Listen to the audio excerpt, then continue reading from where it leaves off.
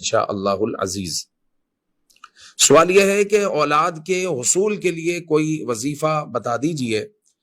اگر کوئی بے اولاد ہو یا پھر ایک اولاد کے بعد مزید اولاد نہیں ہو رہی تو اسے چاہیے کہ وہ یا وہابو پڑھتا رہے، یا وہابو، اور اللہ کے حضور عرض کرتا رہے، دل ہی دل میں وظیفہ بھی پڑھتا رہے، دل ہی دل میں عرض کرتا رہے کہ یا اللہ نیک صالح فرما بردار صحت مند اولاد جلد عطا فرما، انشاءاللہ اللہ تعالیٰ اسے اولاد عطا فرما دے گا۔ اچھا، دوسری صورت اس میں یہ ہے کہ دعا حضور علیہ الصلوۃ والسلام نے عطا فرمائی ہے کہ اگر کسی مصیبت زدہ کو دیکھ کر ہم یہ دعا پڑھ لے تو وہ مصیبت اس پر نہیں آئے گی۔ مثال کے طور پر آپ بے اولاد ہیں، اگر آپ کسی بے اولاد جوڑے کو دیکھ کر یہ دعا پڑھ لیں گے، الحمدللہ الذی عافانی مما ابتلاک بہ وفضلنی علی کثیر ممن خلق تفضیلا، تو انشاءاللہ العزیز آپ بے اولاد نہیں رہیں گے، آپ کو ضرور اللہ رب العزت اولاد کی نعمت سے سرفراز فرمائے گا۔ اسی طرح کسی کو جو ہے حمل نہیں ٹھہر رہا، ایک اولاد ہو گئی ہے اب دوسرا حمل نہیں ٹھہر رہا، تو اسی طرح کوئی ایسا جوڑا ہو، کوئی ایسا فرد ہو کہ جس کے ساتھ یہی مسئلہ ہو، تو آپ یہ دعا پڑھ لیں گے تو انشاءاللہ آپ کا مسئلہ حل ہو جائے گا، یعنی جو آفت اس پر ہے وہ آفت آپ پر نہیں آئے گی۔ تو یہ آقا کریم صلی اللہ علیہ وآلہ وسلم نے یہ عظیم دعا عطا فرمائی ہے، تو اس کو بھی جو ہے اپنے معمول کا حصہ بنانا چاہیے، اس دعا سے ہم کئی بلاؤں سے محفوظ ہو جاتے ہیں۔ ایک سوال یہ ہے کہ کیا میت کو قبر میں پتہ چلتا ہے کہ میری قبر پر کون آیا؟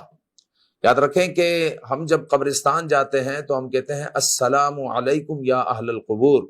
یعنی قبر والوں کو ہم سلام کرتے ہیں تو وہ ہمیں جواب دیتے ہیں۔ پھر مزید یہ ہے کہ جب ہم اپنے عزیز کے یہاں جاتے ہیں تو وہ ہمیں پہچانتا ہے، وہ محظوظ ہوتا ہے، وہ خوش ہوتا ہے کہ میرا عزیز، میرا بیٹا، میرا بھتیجا یا میرا پوتا، میرا نواسا میرے پاس آیا ہے،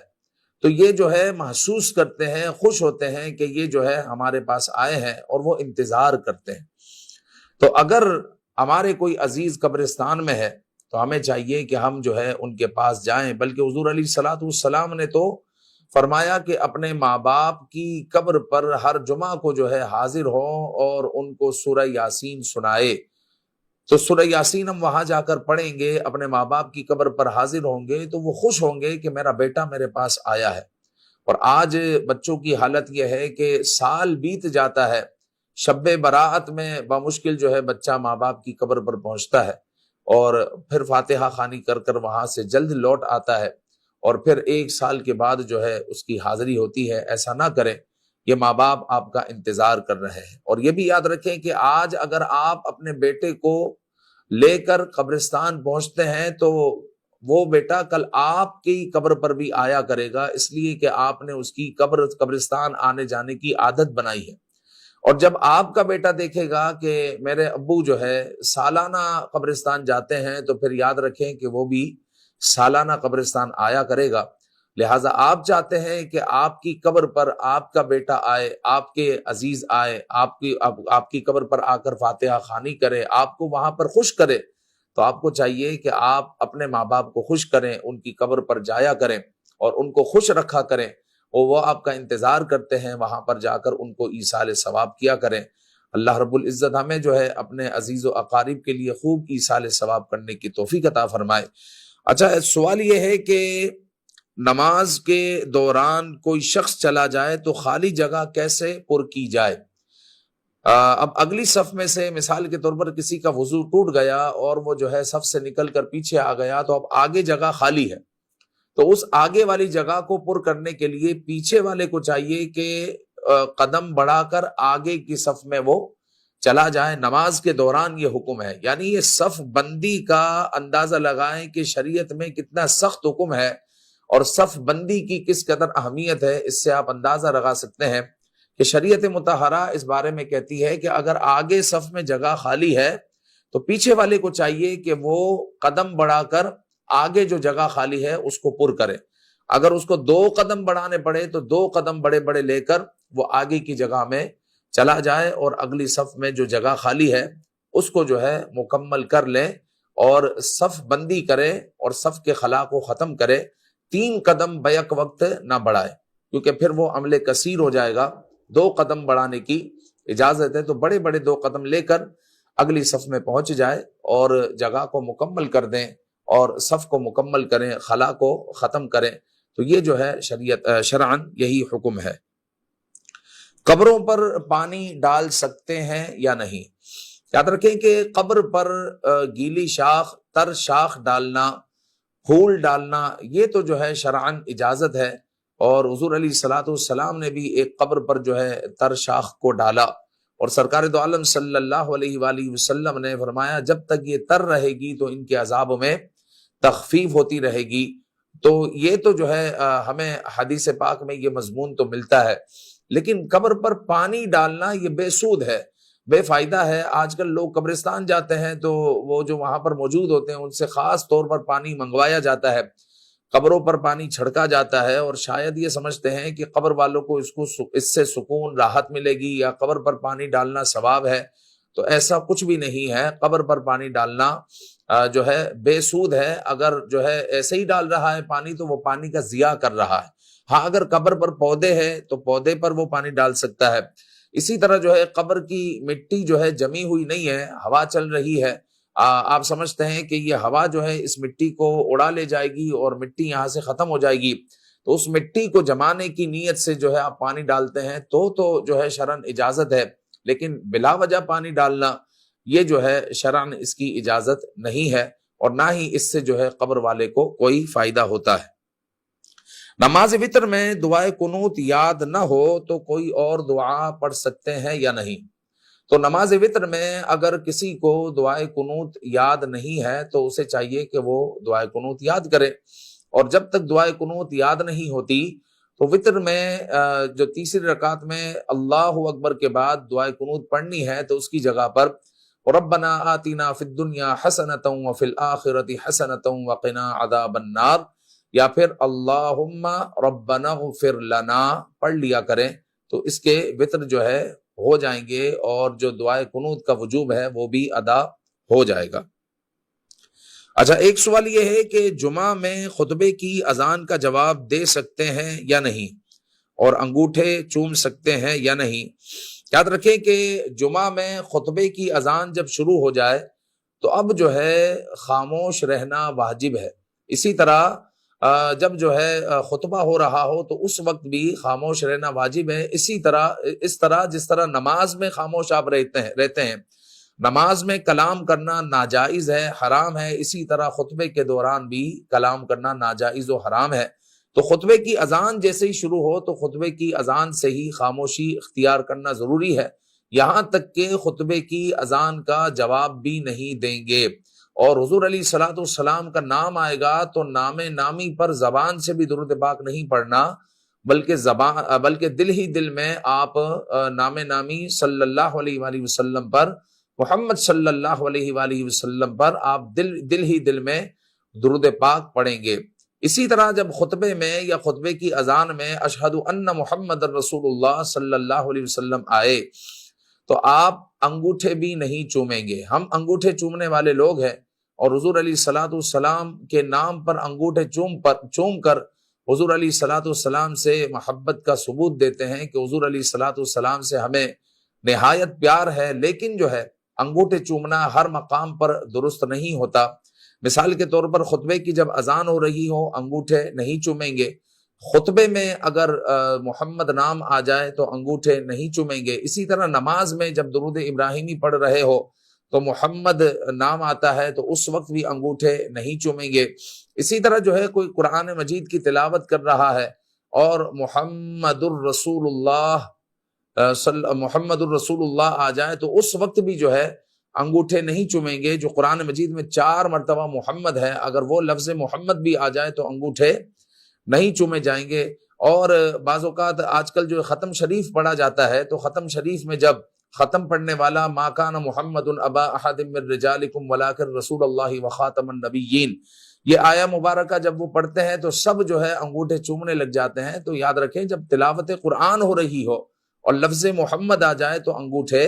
نہیں چومے جائیں گے، تو انگوٹھے ہر مقام پر نہیں چومے جاتے۔ اسی طرح کوئی مثال کے طور پر استنجا خانے میں ہے اور اذان ہو رہی ہے اور لفظ محمد آ گیا، تو اس مقام پر بھی انگوٹھے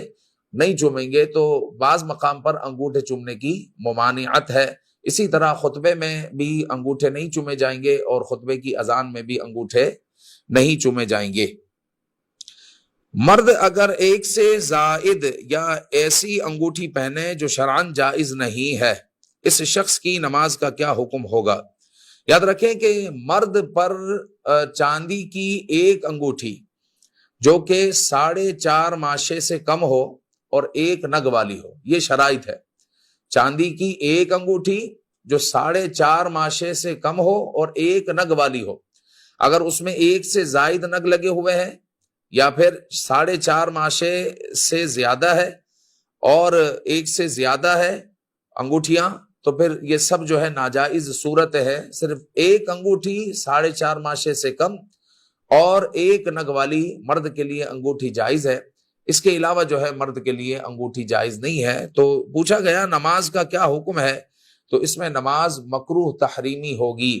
ضروری ہوگا، لازم ہوگا کہ وہ انگوٹھیاں اتار کر، یا پھر غیر چاندی کی انگوٹھی ہے یا پھر شرائط سے ہٹ کر انگوٹھی ہے، تو ایسی انگوٹھی کو اتار کر وہ نماز کو دوبارہ پڑھے، یعنی وہ نماز واجب الاعادہ ہوگی۔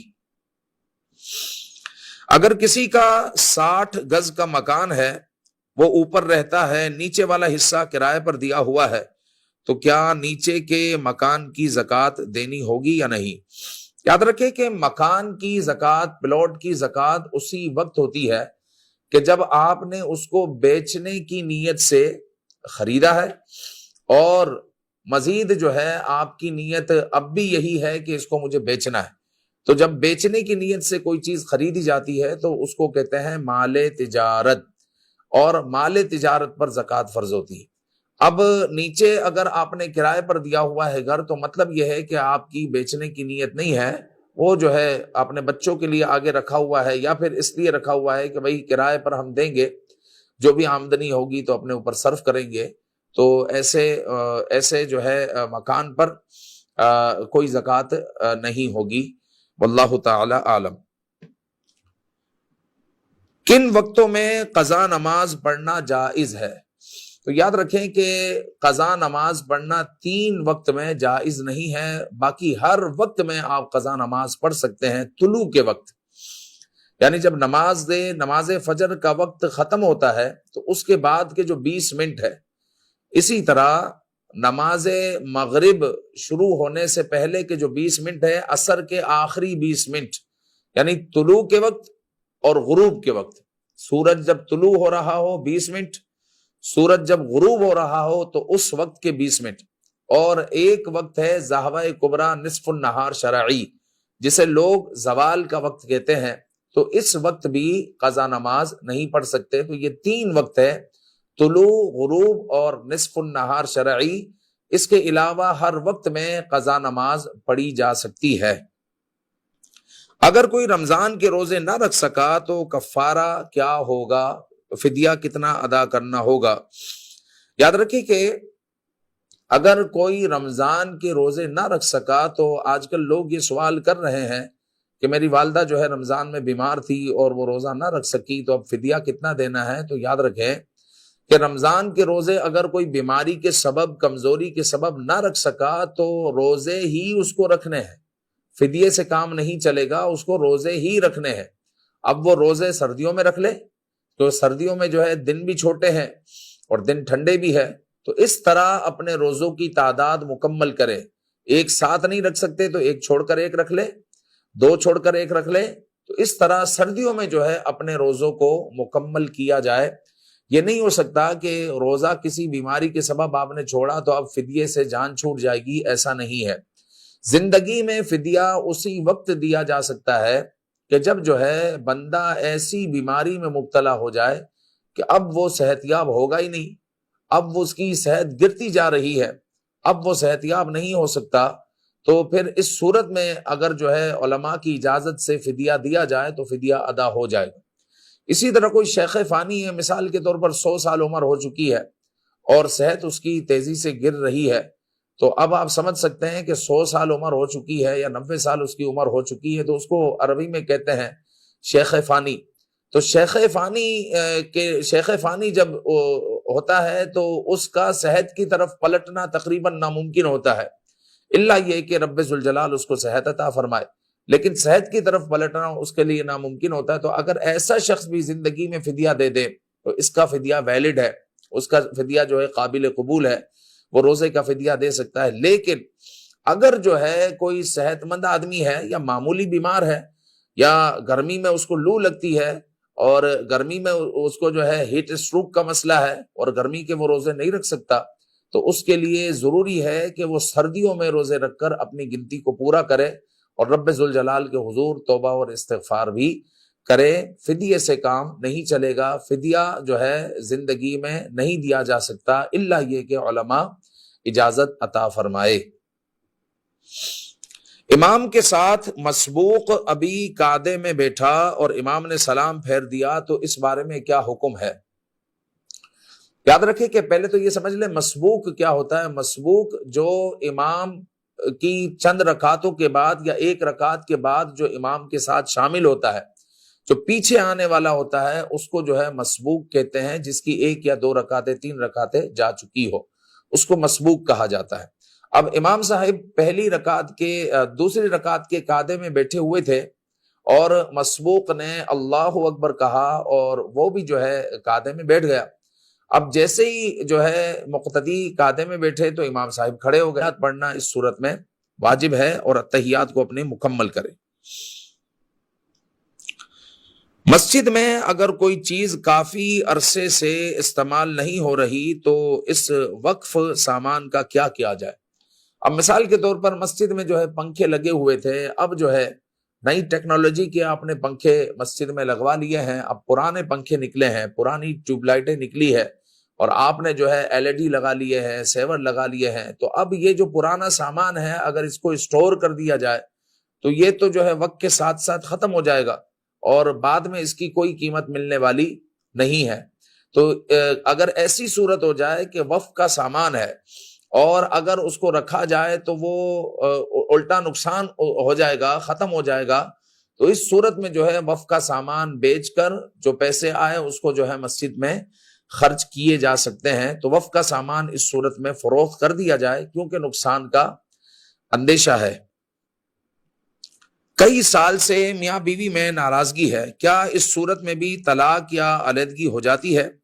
زید کہتا ہے کہ ناراضگی میں اگر 4 ماہ گزر جائے تو علیحدگی ہو جاتی ہے۔ ایسا کچھ نہیں ہے، یہ لوگوں میں ایسے ہی مشہور باتیں ہیں کہ کئی سال سے میاں بیوی میں ناراضگی ہے، آپس میں کلام نہیں کرتے اور جو ہے گفتگو نہیں ہوتی ہے، ناراض ہے دونوں ایک دوسرے سے، یا پھر علیحدہ علیحدہ مکان میں رہتے ہیں، لیکن شوہر نے کوئی طلاق کا لفظ ادا نہیں کیا، نہ کنایتن نہ صراحتن، تو اس صورت میں وہ عورت اب بھی اس کی بیوی ہی ہے، اس صورت میں وہ عورت اب بھی اس کی بیوی ہی ہے۔ ناراضگی کی وجہ سے کوئی جو ہے طلاق واقع نہیں ہوتی، اگرچہ 4 مہینے کیا 40 سال بھی اگر گزر جائے تو اس صورت میں طلاق واقع نہیں ہوتی، وہ بدستور اب بھی میاں بیوی ہی ہے۔ ایک سوال یہ ہوا کہ سونا بطور قرض دیا جا سکتا ہے یا نہیں؟ تو یاد رکھیں کہ سونا بطور قرض دیا جا سکتا ہے۔ آج کل جو ہے لوگ کرنسی میں قرض دیتے ہوئے خوفزدہ ہوتے ہیں کہ اگر آج میں کسی کو 5 لاکھ روپے قرض دیتا ہوں تو اس کی ویلیو تو جو ہے گرتی چلی جائے گی وقت کے ساتھ ساتھ، تو وہ اگر چاہے کہ اس کی جو ہے جو وہ رقم دے رہا ہے وہ مستحکم رہے تو وہ یوں کر سکتا ہے کہ 5 لاکھ روپے کا سونا لے کر وہ اس کو قرض میں دے دے، مثال کے طور پر 3 تولہ سونا اس نے دے دیا، 4 تولہ سونا دے دیا، اور پھر کہے کہ مجھے جب بھی آپ لوٹائیں گے تو سونا ہی لوٹائیں گے، تو یہ جو ہے اس کے لیے جائز ہوگا، یعنی سونا بطور قرض دیا جا سکتا ہے۔ قرض سونا دے پھر سونا ہی قرض میں واپس لینا ہے، جتنا دیا تھا اتنا ہی جو ہے آپ واپس لیں گے، یہ شرعاً جائز ہے۔ جو رقم صدقے کی نیت سے رکھی ہے تو کیا اس رقم کو قرض دے سکتے ہیں؟ تو صدقے کی نیت سے آپ نے کچھ رقم جمع کی ہوئی ہے، اگر کوئی ضرورت مند آتا ہے اور کہتا ہے کہ مجھے کچھ قرض کی ضرورت ہے تو آپ بالکل صدقے کی جو رقم ہے اس کو بطور قرض دے سکتے ہیں۔ یہ جو ہے قرض دینا بھی ایک صدقہ ہی ہے، آپ اپنے مسلمان بھائی کی مدد کر رہے ہیں۔ ہو سکے تو آپ ایسے ہی کہتے ہیں کہ آپ یہ ہماری طرف سے گفٹ رکھ لیں، کیونکہ وہ سفید پوش آدمی ہے، اس کو آج ضرورت ہے، اس کے پاس پیسے نہیں ہے، لیکن پھر بھی وہ آپ سے پیسے مانگ نہیں رہا، وہ قرض مانگ رہا ہے۔ تو آپ کو چاہیے کہ آپ کے پاس صدقے کی رقم رکھی ہوئی ہے تو اپنے مسلمان بھائی کو جو ہے ٹینشن فری کر دیں، آپ اسے کہیں کہ یہ ہماری طرف سے آپ کو تحفہ قبول کر لیں، لوٹانے کی آپ کو ضرورت نہیں ہے۔ اور اگر آپ قرض دینا ہی چاہتے ہیں تو آپ اسے قرض دے دیں، وہی صدقے کی رقم، تو کوئی حرج کی بات نہیں ہے۔ ایک سوال یہ ہے کہ ایک قبر میں 70 مردے آئیں گے، کیا ایسی کوئی حدیث ہے؟ آج کل جو ہے گورکن یہ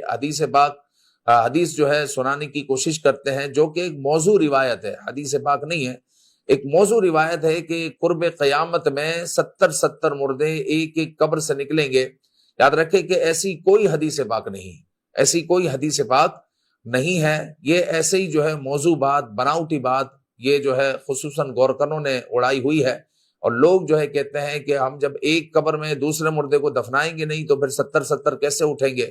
تو جب ایسی بات ہی نہیں ہے، ایسا حضور علیہ السلام کا فرمان ہی نہیں ہے، تو پھر حضور کی طرف ایسی بات کی نسبت بھی نہیں کرنی چاہیے۔ اللہ تعالی ہمیں یاد رکھنے کی توفیق عطا فرمائے۔ آپ کے مسائل کا حل یہ پروگرام ہے، انشاءاللہ ایک مرتبہ پھر حاضر ہوں گے۔ اللہ تعالی ہمیں علم دین شوق و ذوق کے ساتھ حاصل کرنے کی توفیق عطا فرمائے۔ آمین بجاہ النبی الامین صلی اللہ علیہ وآلہ وسلم۔ دیکھتے رہیے میم ٹی وی۔ النعمة لك والملك لا شريك لك لبيك اللهم لبيك لبيك لا شريك لك لبيك ممکن ہو تو یوم عرفہ 9 ذی الحجہ کے دن روزہ رکھیے کہ اس دن روزہ رکھنے سے گناہ معاف ہوتے ہیں۔ چنانچہ نبی کریم صلی اللہ علیہ وآلہ وسلم نے ارشاد فرمایا،